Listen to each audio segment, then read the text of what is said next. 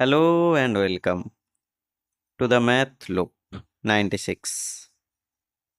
আজকে আমি তোমাদের দ্বিতীয় পর্যায়ক্রমিক মূল্যায়নের ক্লাস 10-এর 13 নম্বর অঙ্কের সেটটা নিয়ে আলোচনা করব।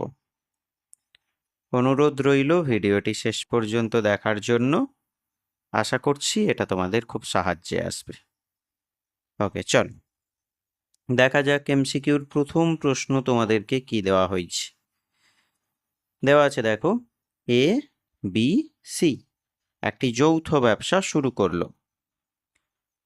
এ এর নিয়োজিত অর্থ বি এর নিয়োজিত অর্থের 3 গুণ। ভালো করে বোঝো, এখান থেকেই মূল কাজটা শুরু হচ্ছে। এ এর নিয়োজিত অর্থ অর্থাৎ এ যা বিনিয়োগ করে সেটা নাকি বি এর নিয়োজিত অর্থের 3 গুণ, এবং সি এর নিয়োজিত অর্থের 2/3 অংশ বি নিয়োজিত করে। তাহলে কি বলো তো বিষয়টা? সি এর নিয়োজিত অর্থের অর্থাৎ সি যা বিনিয়োগ করে তার 2/3 অংশ বি নিয়োজিত করে। তাহলে যদি আমরা সির নিয়োজিত অর্থটাকে কোনোভাবে আমরা ধরেই নাও যে সি ব্যবসায় এক্স টাকা বিনিয়োগ করে, ধরেই নিলাম যে সি ব্যবসায় এক্স টাকা বিনিয়োগ করে, তাহলে সেক্ষেত্রে বি এর নিয়োজিত অর্থের পরিমাণ কত বলছে? যে সি যা করে তার 2/3 অংশ, অর্থাৎ গুণ হয়ে যাবে 2x/3। আর সেখান থেকে এর নিয়োজিত অর্থ কি বলা ছিল? বি যা নিয়োজিত করে, বি এটাই তো, বি যা নিয়োজিত করে তার 3 গুণ। তাহলে 3 কাটাকুটি হলো, 2x হলো। এখন আমরা যদি এ বি সি এর মূলধনের পরিমাণের অনুপাত বের করি, তাহলে এ কিন্তু এটা, দেখো, এ ছিল 2x দিলাম, অনুপাত দিয়ে বি ছিল এটা দিলাম, সি ছিল এক্স দিয়ে দিলাম। এবার কি জানি আমরা? যেহেতু হরের সংখ্যা রয়ে গেছে, তাহলে হর রিমুভ করার জন্য আমরা গুণ করে দিই ক্রমশ, প্রত্যেকটার সঙ্গে 3 গুণ করি। তো 3 2 6, এক্ষেত্রে 3 গুণ হলে কি হলো? লবের 3 আর হরের 3 কাটাকুটি হয়ে যাবে, তাহলে 2x থাকবে। আর এক্ষেত্রে যদি হয় কত হলো বলো তো? 3x। তাহলে 6x 2x 3x, এক্সগুলো লঘিষ্ঠ হয়ে গেলে 6:2:3, যেটা অবশ্যই আমরা দেখতে পাবো যে অপশান এর সঙ্গে সম্পর্কিত হলো। নেক্সট দেখো পরেরটা, 2-এর দাগ যেটা দেওয়া হয়েছে তোমাকে দ্বিঘাত সমীকরণ থেকে। এরকম একটা দ্বিঘাত সমীকরণ বলে দিয়েছে, তো সেক্ষেত্রে বীজ দুটো আলফা এবং বিটা, আলফা মাইনাস বিটা যদি 1 হয় তাহলে পি এর মান বের করতে হবে। খুবই সোজা। বীজদ্বয় আলফা এবং বিটা থাকলে কি জানি আমরা? ওদের মধ্যে দুটো সম্পর্ক হয়। এক হলো আলফা প্লাস বিটা, আমরা জানি -b/a। এক্ষেত্রে বি বলতে কত ছিল? পি, মাইনাস আসবে একটা, বাই এ বলতে x² সহগ 1, আর আলফা ইন্টু বিটা আমরা জানি c/a। তাহলে সি ছিল 12, বাই এ বলতে কত? 1 হলো। এবার আমরা এই জায়গাটাকেই কাজে লাগিয়ে দিয়েছি, উভয় পক্ষে বর্গ করে দিয়েছি। তাহলে বর্গ করলাম, দেখো এ প্লাস বি এর হোল স্কোয়ারের একটা সূত্র আমরা কি জানি? এ মাইনাস বি তার হোল স্কোয়ার, তখন কি আসে? +4ab। এ এবং বি বলতে তো আলফা এবং বিটা দিয়েই দিলাম, আর মাইনাস স্কোয়ার প্লাস হলো, পি স্কোয়ার থাকলো। প্রশ্নে কিন্তু দেওয়া আছে যে আলফা মাইনাস বিটা সমান হচ্ছে 1, এটা প্রশ্নেই দেওয়া আছে। আমি প্রশ্ন থেকে নিলাম +4 অফ আলফা ইন্টু বিটা, দেখো ওটা বের করে নিয়েছি, 12 বসিয়ে দিয়েছি। তাহলে 12 4 48, আর এদিকে 1 হলো, যোগ হলে কত হচ্ছে? 49। আর এদিকে যে পি স্কোয়ার ছিল, স্কোয়ারটা ওদিকে রুট হলো, তাহলে রেজাল্ট কত আসবে? +7। অপশান ডির সঙ্গে সম্পর্কিত। ওকে, একটু ভালো করে দেখে নিও। নেক্সট চলে এসো পরের কাজ। পরের কাজটা তোমাদের বেশ পরিচিত, পরের কাজ তোমাদের পরিচিত একটা জায়গা। তাহলে দেওয়া আছে কি দেখো, এরকম 3টে ভেদ সম্পর্ক, ভেদ ধ্রুবক 3টির সমষ্টি। হ্যাঁ, আশা করি তোমাদের মাথায় আছে, শূন্য উত্তর হবে। পরিচিত জায়গা, বিশেষ কিছু বলার প্রয়োজন নেই। তাহলে আগেও হয়ে গেছে, আমরা রিপিটেড প্রশ্ন হিসেবে এটাকে পাচ্ছি। তাহলে তিনটের জন্য তিনটে ভেদধ্রুবক আনো, K1 K2 এবং K3 ধরলাম। এবার যেহেতু ভেদধ্রুবক তিনটির সমষ্টি আনতে হবে আমাকে, সো K1 এর ভ্যালু কত, তাহলে এক্সটা গুণ হয়ে যায়, XY মাইনাস দিয়ে XZ, প্রতি ক্ষেত্রেই তাই। K2 এবং K3-র মানগুলো বের করো, জাস্ট কিছুই নয়, সমষ্টি বের করতে হবে, তো যোগ করে দাও, বাকি ওভারঅল 0ই আসবে আনসার। হ্যাঁ, যাই হোক, প্রবলেম নেই নিশ্চয়ই। নেক্সট পরেরটা চলে এসো। পরেরটা বলতে আমরা 4-এর দাগে আসছি। দেওয়া ছিল কি দেখো, 36 সেন্টিমিটার এবং 16 সেন্টিমিটার ব্যাসার্ধ বিশিষ্ট দুটি বৃত্ত, এরা পরস্পরকে বহিস্থভাবে স্পর্শ করে। বহিস্থভাবে কিন্তু বৃত্ত দুটোর সরল সাধারণ স্পর্শকের দৈর্ঘ্য বের করতে হবে। যাই হোক, একটু ভালো করে দেখে নাও যে এই জায়গাটাকে আমরা কেমন করে করছি। তাহলে দুটো বৃত্ত পরস্পরকে বহিঃস্পর্শ করলো এই বিন্দুতে হলো। তো বলছিল 36 সেন্টিমিটার এবং 16 সেন্টিমিটার এরকম দুটো ব্যাসার্ধ বিশিষ্ট বৃত্ত পরস্পরকে বহিঃস্পর্শ করে। আর আমরা কি জানি, বহিঃস্পর্শ করলে এইখান থেকে এই পর্যন্ত ডিস্টেন্সটা, সেটা কত আসবে, ওদেরই ব্যাসার্ধগুলোর সমষ্টি, মানে কত, 52। এইবার দেখো, জানতে চাইছিল যে এই স্পর্শকের দৈর্ঘ্যটা কত। তাহলে কেমন করে হিসেব করি, স্পর্শক বলতে আমাদের AB এক্ষেত্রে, তো এই দৈর্ঘ্যটা কেমন করে হিসেব করব, খুবই সোজা। তো তোমরা এরকম একটা কাজ টেক্সট বইয়ের মধ্যেও পেয়েছো। তাহলে এইটা যদি স্পর্শক হয়, এইটা হলো স্পর্শবিন্দুগামী ব্যাসার্ধ, এরা পরস্পর লম্ব হয়, উভয় ক্ষেত্রেই করলাম। সো এইবার দেখো এই ব্যাসার্ধটা কত, এটা হলো 16, আর এই ব্যাসার্ধটা কত, 36। আমরা করলাম কি, এই বিন্দু থেকে, অর্থাৎ এই যে কেন্দ্রবিন্দু থেকে আমরা এর ব্যাসার্ধের ওপরে একটা লম্ব টানলাম। সাপোজ YP লম্ব রূপে আছে কার ওপরে, AX এর ওপরে, হলো PY লম্ব রূপে আছে AX এর ওপরে। তাহলে এটা একটা আয়তক্ষেত্র গঠন হলো। যেহেতু MCQ করছো, এই এত সব জায়গাগুলো না খাতাতে লিখলেও চলবে। তাহলে এইটা তোমার যদি 16 হয়ে থাকে, যেহেতু আয়তক্ষেত্র, তাহলে এইখান থেকে এটাও কত আসবে, এটাও 16। তাহলে P থেকে X কত আসবে, পুরোটা ছিল তোমার 36, তার মধ্যে তুমি এটাকে অলরেডি 16 বলেই দিচ্ছ। সো PX কত পাবো, PX বিয়োগফল অর্থাৎ 20, হলো। তাহলে এখান থেকে অলরেডি তুমি এই জায়গাটা জেনে বসে আছো শুরু থেকেই, কত, 52। এইটা তুমি এখনই জেনে গেলে, PX কত না 20। তাহলে এইখান থেকে আমরা নিশ্চয়ই PY, এই যে রেড লাইনটা PY জেনে যাব পিথাগোরাসের থ্রু দিয়ে। তাহলে কি হবে, √52² - 20²।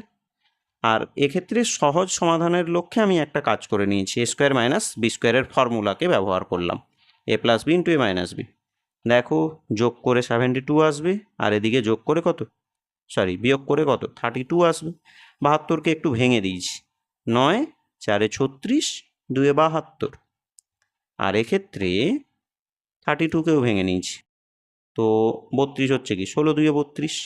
তাতে বেনিফিটটা কোথায় দেখো, রুটের ভেতরে 9 ছিল, তাহলে বাইরে কি লিখছি আমরা, 3 লিখছি। 4 ছিল পূর্ণবর্গ সংখ্যা, তো 2 লিখছি। এই 2 দুটো 2-এর জন্য একটা 2 লিখলাম, আর 16 ছিল পূর্ণবর্গ সংখ্যা, সো আমি 4 লিখলাম। ক্যালকুলেট করে দেখো 48 আসবে, হলো। যাই হোক, একটু বড় হয়ে গেছে, বাট স্টেপগুলো বোঝাতে তো হবে।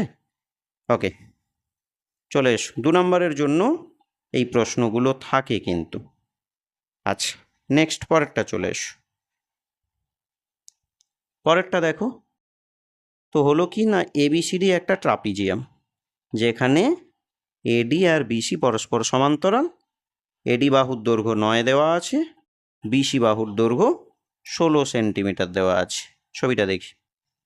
তাহলে এই হলো একটা ট্রাপিজিয়াম, দুটো সমান্তরাল, এটা 9, এটা হলো 16, দুটো কর্ণ, এই কর্ণ পরস্পরকে গিয়ে ও বিন্দুতে ছেদ করলো।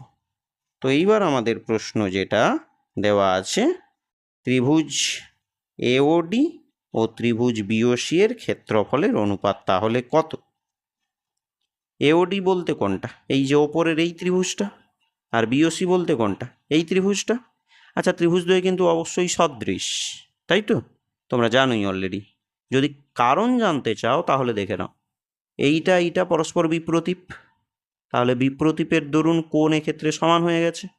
আচ্ছা, এই কোণটা এই দুটো কোণ, এই যে এই কোণটা আর এই কোণটা, এই দুটো কোণ কে হবে?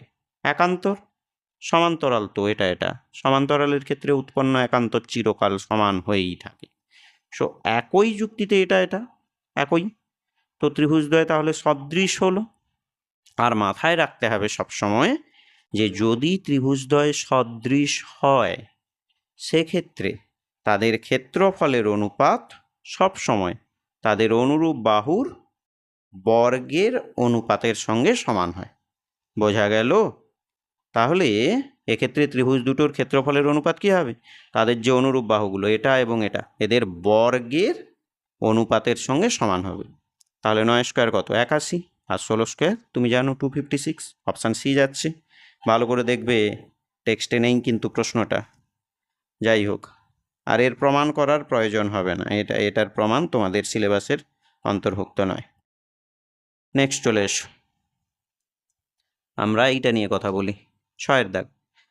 একটি গোলকের ব্যাস অপর একটি গোলকের ব্যাসার্ধের সঙ্গে সমান হলো বৃহত্তর যে গোলকটা তার সমগ্রতলের ক্ষেত্রফলের সাংখ্যমান তোমার ক্ষুদ্রতর গোলকটির আয়তনের সাংখ্যমানের সঙ্গে সমান।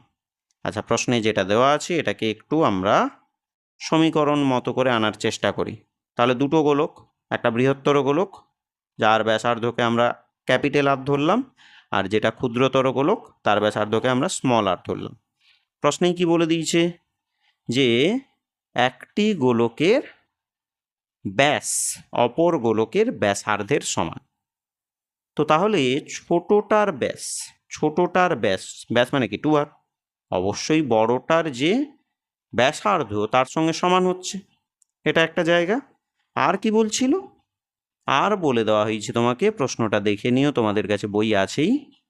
আর কি বলে দিয়েছে যে বৃহত্তর গোলকটির সমগ্রতলের ক্ষেত্রফলের সাংখ্যমান ক্ষুদ্রতর গোলকের আয়তনের সাংখ্যমানের সঙ্গে সমান। তাহলে বড় গোলকের সমগ্রতলের ক্ষেত্রফল জানি আমরা 4πr স্কোয়ার সমান হয় ছোট গোলক যেটা তার আয়তন এর সঙ্গে দিয়েই দাও। এবার বোথ সাইড থেকে 4π ক্যান্সেল হলো, বেঁচে রইল কি r স্কোয়ার, আর এদিকে r কিউব মানে স্মল r এর কিউব বাই 3। এবার তুমি জানোই অলরেডি যে এই r এর ভ্যালু কত হচ্ছে না 2r, তার পাওয়ার ছিল স্কোয়ার দিলাম। তাহলে এবার ভেঙে দাও এটাকে, 2 স্কোয়ার 4 হলো, r স্কোয়ার হলো, আর এদিকে থাকলো, লঘিষ্ঠ করে দাও। দেখো বোথ সাইড থেকে দুটো করে আর ক্যান্সেল হয়ে যাচ্ছে, তাহলে এদিকে বেঁচে আছে আর একটাই আর 3টা ভাগ ছিল ওদিকে গুণ হয়, তাহলে 3 4 কত হচ্ছে? 12 হচ্ছে। অপশান ডির সঙ্গে সম্পর্কিত কিন্তু। ওকে, ভালো প্রশ্ন ছিল। নেক্সট চলে এসো, পরের যে প্রশ্ন নাম্বার 7, এমসিকিউর শেষ প্রশ্ন তোমরা করবে। বলছে একটি শঙ্কুর ব্যাসার্ধের দৈর্ঘ্য এবং তির্যক উচ্চতা উভয়কেই দ্বিগুণ করে দিলাম, তাতে নতুন শঙ্কুর সমগ্রতলের ক্ষেত্রফল ও পূর্বের শঙ্কুর সমগ্রতলের যে ক্ষেত্রফল সেই অনুপাতটা পূর্বের শঙ্কুর ক্ষেত্রফলের কত গুণ হবে সেটা বের করতে বলছে। তাহলে শঙ্কুর ভূমির ব্যাসার্ধ যদি r ধরি, তির্যক উচ্চতা যদি l ধরি, এমতো অবস্থায় শঙ্কুর সমগ্রতলের ক্ষেত্রফল আমরা কি জানি? πr × r + l। এইবার দেখো সবকেই দ্বিগুণ করে দিয়েছি, তাই না?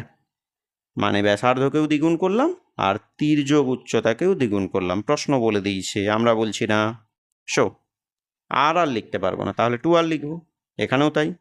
এবং l আর লিখতে পারবো না, সো 2l লিখবো, তাই তো? আচ্ছা, খেয়াল করো এই দুইটা থাকলো এখানে, ভেতর থেকে দেখো আর একটা 2 কমন বেরোতে চাইছে, তাহলে ওই দুইটাকে যদি নিয়ে নিই, বাকি তোমার রয়ে গেছে কত? পাই রয়ে গেছে, আর রয়ে গেছে দিলাম, এবং 2 তুমি কমন নিয়েই নিয়েছো অলরেডি। সো এখানে আর + l বেঁচে থাকে, তো 2 × 2 মানে কত? 4। পাই আর, আর বাকিটা রয়েই গেল। এইবার দেখো বলছে পূর্বের তাহলে কত গুণ। এই যে পূর্বে ছিল এইটা পাই আর ইন্টু আর প্লাস এল, এখানেও তাই এসছে, বাট সামনে একটা 4 গুণ লেগে গেছে। মানে কি বলবো আমরা, পূর্বেরটা 4 গুণ, ওটা অপশান এর সঙ্গে সম্পর্কিত ছিল। বুঝলে? চলে এসো নেক্সট। পরেরটা দেখো কি দেখাচ্ছে। পি, ভি এবং টি তিনটি চলরাশি ও আর, যেখানে আর নাকি একটা অশূন্য ধ্রুবক, ভেদ ধ্রুবক আর কি। তো এদের মধ্যে সম্পর্ক একটা দেওয়া আছে, এইটা একটা সম্পর্ক। তাহলে বলছে যে ভি কোন চলরাশিগুলোর সঙ্গে যৌগিক ভেদে আছে সেটা বের করতে হবে। দেখো প্রশ্নটা ভালো করেই দেখো, এটা প্রশ্নের মধ্যেই দেওয়া আছে। জানতে চেয়েছে যে ভি কোন চলরাশিগুলোর সঙ্গে তাহলে যৌগিক ভেদে থাকবে। খুবই সোজা, আমি করলাম কি, তার মানে ভি কোন চলরাশিগুলোর সঙ্গে যৌগিক ভেদে থাকবে বলতে আমাকে ভি এর মান দেখতে হয়। তাহলে ভি যদি পেতে চাই আমরা, এই যে পিটা গুণ আকারে ছিল, তাহলে ওই পিটা এদিকে ভাগ আকারে এলো, অর্থাৎ 1/p, বাকি কোনো পরিবর্তন করিনি। এবার দেখো প্রশ্নের মধ্যেই বলা ছিল কিন্তু যে আর নাকি ধ্রুবক, তাহলে আর যদি ভেদ ধ্রুবক হয় সেক্ষেত্রে আরকে রিমুভ করলে এক্ষেত্রে একটা সমানুপাতি চিহ্ন চলে আসে, বাকি রয়েই গেল। তার মানে এই ভি চলটা টি এবং 1/p এর সঙ্গেই দেখো যৌগিক ভেদে আছে, তাই তো? বোঝা গেছে নিশ্চয়ই? ভালো প্রশ্ন ছিল। এই সেটটাতে বেশ কিছু নতুন প্রশ্ন তুমি দেখতে পাচ্ছ, সো একটু ভালো করে দেখে নিও সেটটা কিন্তু। নেক্সট, প্র্যাকটিসের জন্য খুব ভালো দেওয়া আছে কি, পরেরটা। এবিসি একটা ত্রিভুজ আছে যেখানে ডিই এবং বিসি বাহু সমান্তরাল, হলো? এডি অনুপাত ডিবির অনুপাত দেওয়া আছে 4:5। তাহলে ত্রিভুজ এডিই আর ত্রিভুজ সিডিই এর অনুপাত জানতে চেয়েছে। এটা তোমার টেক্সট বইয়েরই প্রশ্ন, দেখে নাও। যাদের অসুবিধা এখনো অবশ্যই ভালো করে খুঁটিয়ে দেখো। তাহলে দেওয়া আছে এই ত্রিভুজের বিসি বাহুর সমান্তরাল ছিল কোনটা, ডিই। তাহলে তো তুমি জানোই থ্যালেসের উপপাদ্য থেকে আমরা কি লিখব, এডি বাই ডিবি সমান এই বাই ইসি। দেখো ওটাই লিখলাম। এবার তোমাকে প্রশ্নের মধ্যে কিন্তু এডি বাই ডিবির ভ্যালুটা দেওয়া আছে, কত বলো তো, 4:5 ছিল, তাহলে এটাও হয়ে যাবে সেই 4:5, হলো? অর্থাৎ এই ইস্টু ইসি হচ্ছে সেই একই 4:5। জানতে চেয়েছে এই দুটো ত্রিভুজের ক্ষেত্রফলের অনুপাত। ত্রিভুজ দুটোর অনুপাত দিয়ে দিয়েছি, মানে ওখানে সবসময় বুঝবে দুটো ত্রিভুজের ক্ষেত্রফলের অনুপাত। এবার একটা সহজ কথা বলে দিই শোন, হাফ ভূমিগুণিতক উচ্চতা দিয়ে করাও যায়, কোনো অসুবিধা নেই। আমি আরও যদি এভাবে দেখি, এই দুটো ত্রিভুজ এদের ভূমি দেখো একই সরল রেখার ওপর অবস্থিত, তাই তো? এবার দেখো দুটো ত্রিভুজের একটা সাধারণ শীর্ষবিন্দু আছে, এই যে ডি বিন্দুটা তোমার হচ্ছে গিয়ে কে, সাধারণ শীর্ষবিন্দু, এই যে ডি বিন্দুটা। যদি দুটো ত্রিভুজের ভূমি একই সরল রেখাতে অবস্থিত হয় এবং তাদের একটা সাধারণ শীর্ষবিন্দু থাকে, মাথায় রেখো সেক্ষেত্রে তাদের ক্ষেত্রফলের অনুপাত তাদের ভূমির দৈর্ঘ্যের অনুপাতের সমানুপাতি হয়। সেটা লিখলাম এখানে, দেখো কি বললাম এক্ষেত্রে, যে ত্রিভুজ এডি ও ত্রিভুজ সিডি, এই দুটো ত্রিভুজ এদের ভূমি একই সরলরেখায় অবস্থিত এবং এদের সাধারণ শীর্ষবিন্দু কোনটা, ডি বললাম। তাহলে এদের ক্ষেত্রফলের অনুপাত অ্যাকচুয়াল এদের ভূমির অনুপাতের সঙ্গে সমানুপাতি। সেই অনুপাতটা তুমি পূর্বেই পেয়ে গেছো, 4:5, তাই তো? অর্থাৎ এক্ষেত্রে এটাই আমার আনসার, 4:5। বোঝা গেছো নিশ্চয়ই? চলে এসো পরের প্রশ্ন। পরের প্রশ্ন তোমাকে কি দেওয়া আছে, 3 দাগ। একটি অর্ধ গোলাকৃতি বাটি তৈরি করতে এত বর্গ সেন্টিমিটার পাত লেগেছে, বাটিটির মুখের ব্যাসের দৈর্ঘ্য কত? ওকে, এটা কিন্তু উদাহরণের প্রশ্ন ছিল। তোমরা অবশ্যই টেক্সট বইয়ের প্রত্যেক কটা অঙ্ক করার সঙ্গে সঙ্গে উদাহরণগুলো অবশ্যই ভালো করে দেখে রেখো, হলো? তো অর্ধগোলাকৃতি একটা বাটি, সেই বাটি তৈরি করতে এত বর্গ সেন্টিমিটার পাত লেগেছে। বাটিতে পাতটা কোথায় থাকে বলো তো? বক্রতলে। ওকে, তো যেহেতু অর্ধগোলকের ভূমির ব্যাসার্ধ যদি আর আমরা ধরে নিই, আর তাহলে বাটি, এইটা যদি একটা অর্ধগোলাকার বাটি হয়ে থাকে, তাহলে পাতটা কিন্তু এই জায়গাটাতে আছে। আর এটাকে আমরা বলছি বক্রতল বা পার্শ্বতল। কি জানি এটা? না, 2πr² হয়ে থাকে এটা। কিন্তু প্রশ্নে বলে দেওয়া আছে 127 পূর্ণ 2/7। তাহলে প্রথমত এটাকে মিশ্র ভেঙে এটা পেলাম, আর পায়ের মান বসিয়ে দিলাম। দিয়ে দেখো, এক্ষেত্রে r² পেতে গেলে বাকি অংশগুলো গুণ আকারে ছিল, সব ওদিকে নিয়ে যাও, কাটাকুটি করো। আর তার আগে বলে দিই, এই 7 বোধ হরে আগে ভাগেই আমি এটাকে ভ্যানিশ করে দিলাম। বাকি নিয়ে চলে যাও, কাটাকুটি করো, দেখো এই অবস্থা দাঁড়াবে। আর এই যে স্কোয়ার ছিল আর এর, তাহলে ওটা রুট হলো। হ্যাঁ, এবার তুমি জানো 81 এবং 4 দুটোই পূর্ণবর্গ, তাহলে কত বেরোবে? 9/2। ব্যাস চেয়েছে, ব্যাস মানে কি? 2r। তাহলে সহজ হিসেব হলো 2টা এদিকে ভাগ ছিল, ওদিকে গুণ করে দাও, তাহলে হলো 2r সমান বেঁচে রয়ে গেছে 9। মুখের ব্যাসের দৈর্ঘ্য হচ্ছে 9 সেন্টিমিটার। হলো, গেলাম। পরেরটা চলে এসো। বলছে একটি লম্ব বৃত্তাকার শঙ্কুর ভূমির ব্যাসার্ধ নাকি 8 সেন্টিমিটার এবং উচ্চতা ভূমির ব্যাসার্ধের সঙ্গে সমান। দেখো ভালো করে বোঝো, ভূমির ব্যাসার্ধই আর বলে দেওয়া আছে, আবার উচ্চতা ভূমির ব্যাসার্ধের সঙ্গে সমান। উচ্চতাও কত হবে? না, আর হবে। বের করতে হবে বক্রতলের ক্ষেত্রফল ওই শঙ্কুর। খুবই সোজা, প্রশ্নেই দেওয়া ছিল ভূমির ব্যাসার্ধ আর, এবং শঙ্কুটির উচ্চতা নাকি ভূমির ব্যাসার্ধের সঙ্গে সমান হবে। এখানে ভূমির ব্যাসার্ধ হবে না, ভূমির ব্যাসার্ধ লেখাই আছে, তাহলে এখানে কি লিখব? উচ্চতা লিখব, শঙ্কুর উচ্চতা। তাহলে কি হলো?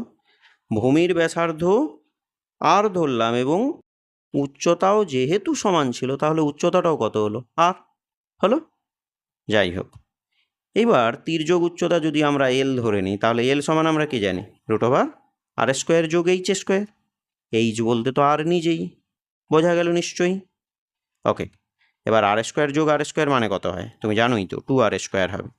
তাহলে এখান থেকে এই যে r² ছিল, তাহলে বাইরে যখন বের করলাম একটা আর পেলাম, √2 রয়েই গেল। এবার এল কেন বের করলাম বলো তো? পার্শ্বতলের ক্ষেত্রফল বের করতে হবে তো, বা বক্রতল, একই তো। শঙ্কুর পার্শ্বতল আমরা কি জানি? পার্শ্বতল বলে দেওয়া ছিল πr/l। তাহলে পাই দিলাম, আর বলতে ব্যাসার্ধ, এই যে ওটাই দিলাম, আর এল বলতে এই যে তুমি বের করলে এখনই, দিয়ে দিলাম। এবার পায়ের মান না বসালেও চলে এক্ষেত্রে, তুমি তো এক্ষেত্রে কোনো প্রপার সাংখ্যমান পাচ্ছ না, তাই জন্য আমি পায়ের মান এক্ষেত্রে বসাইনি, বসানোর প্রয়োজন নেই। তাহলে পাই বসলো, আর গুণ আর মানে কত হলো? r², √2 থেকেই গেল। হ্যাঁ, ক্ষেত্রফল লিখছো, বর্গ সেন্টিমিটার, বাংলায় করেও লিখতে পারো। আচ্ছা, আজকে এই পর্যন্তই থাক। আর ভিডিওটি ভালো লাগলে অবশ্যই একটা লাইক করে দিও, আর যারা চ্যানেলে নতুন, অনুরোধ রইল চ্যানেলটি সাবস্ক্রাইব করার জন্য। এভাবে প্রত্যেক দিন একটা করে নতুন ভিডিও আসতে থাকবে। ওকে, চলো আজকে